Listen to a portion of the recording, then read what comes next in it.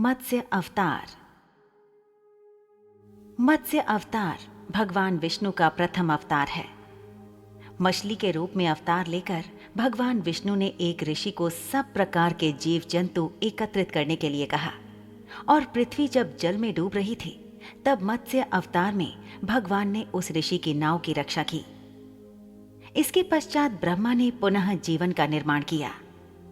एक दूसरी मान्यता के अनुसार एक राक्षस ने जब वेदों को चुराकर सागर की अथाह गहराई में छुपा दिया तब भगवान विष्णु ने मत्स्य रूप धारण करके वेदों को प्राप्त किया और उन्हें पुनः स्थापित किया।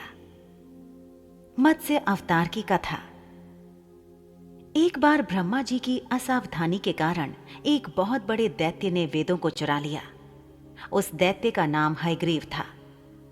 वेदों को चुरा लिए जाने के कारण ज्ञान लुप्त हो गया। चारों ओर अज्ञानता का अंधकार फैल गया और पाप तथा अधर्म का बोलबाला हो गया। तब भगवान विष्णु ने धर्म की रक्षा के लिए मत्स्य रूप धारण करके हयग्रीव का वध किया और वेदों की रक्षा की। भगवान ने मत्स्य का रूप किस प्रकार धारण किया, इसकी विस्मयकारिणी कथा इस प्रकार है। कल्पांत के पूर्व एक पुण्यात्मा राजा तप कर रहा था। राजा का नाम सत्यव्रत था। सत्यव्रत पुण्यात्मा तो था ही, बड़े उदार हृदय का भी था। प्रभात का समय था, सूर्योदय हो चुका था।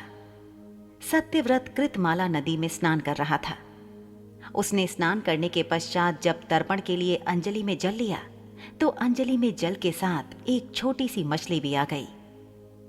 सत्यव्रत ने मछली को नदी के जल में छोड़ दिया। मछली बोली, राजन, जल के बड़े बड़े जीव छोटे छोटे जीवों को मारकर खा जाते हैं। अवश्य कोई बड़ा जीव मुझे भी मारकर खा जाएगा। कृपा करके मेरे प्राणों की रक्षा कीजिए।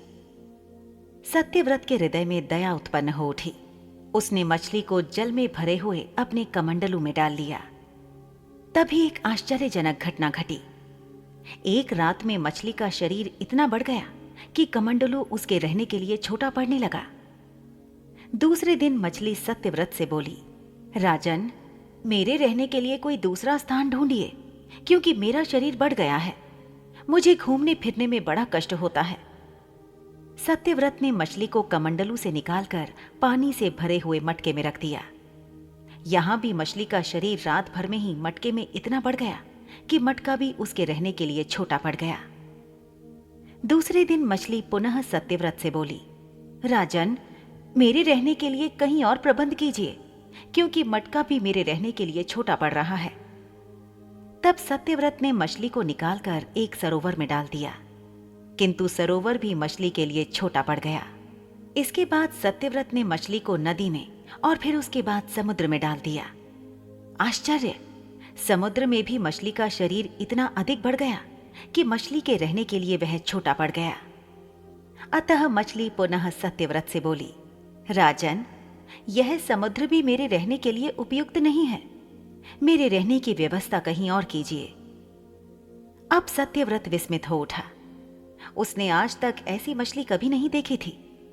वह विस्मय भरे स्वर में बोला, मेरी बुद्धि को विस्मय के सागर में डुबो देने वाले आप कौन हैं? मत्स्य रूपधारी श्री हरि ने उत्तर दिया, राजन, हयग्रीव नामक दैत्य ने वेदों को चुरा लिया है। जगत में चारों ओर अज्ञान और अधर्म का अंधकार फैला हुआ है।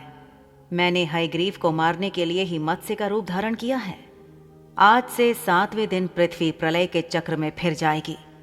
समुद्र उमड़ उठेगा, भयानक वृष्टि होगी, सारी पृथ्वी पानी में डूब जाएगी। जल के अतिरिक्त कहीं कुछ भी दृष्टिगोचर नहीं होगा। आपके पास एक नाव पहुंचेगी। आप सभी अनाजों और औषधियों के बीजों को लेकर सप्त ऋषियों के साथ नाव पर बैठ जाइएगा। मैं उसी समय आपको पुनः दिखाई पड़ूंगा और आपको आत्म तत्व का ज्ञान प्रदान करूंगा। सत्यव्रत उसी दिन से हरि का स्मरण करते हुए प्रलय की प्रतीक्षा करने लगे। 7वें दिन प्रलय का दृश्य उपस्थित हो उठा। समुद्र भी उमड़कर अपनी सीमाओं से बाहर बहने लगा। भयानक वृष्टि होने लगी। थोड़ी ही देर में सारी पृथ्वी पर जल ही जल हो गया। संपूर्ण पृथ्वी जल में समा गई। उसी समय एक नाव दिखाई पड़ी। सत्यव्रत सप्त ऋषियों के साथ उस नाव पर बैठ गए। उन्होंने नाव के अनाजों और औषधियों के बीज भी भर लिए। नाव प्रलय के सागर में तैरने लगी। प्रलय के उस सागर में उस नाव के अतिरिक्त कहीं भी कुछ नहीं दिखाई दे रहा था। सहसा मत्स्य रूपी भगवान प्रलय के सागर में दिखाई पड़े। सत्यव्रत और सप्त ऋषि गण मत्स्य रूपी भगवान की प्रार्थना करने लगे। भगवान से आत्मज्ञान पाकर सत्यव्रत का जीवन धन्य हो उठा।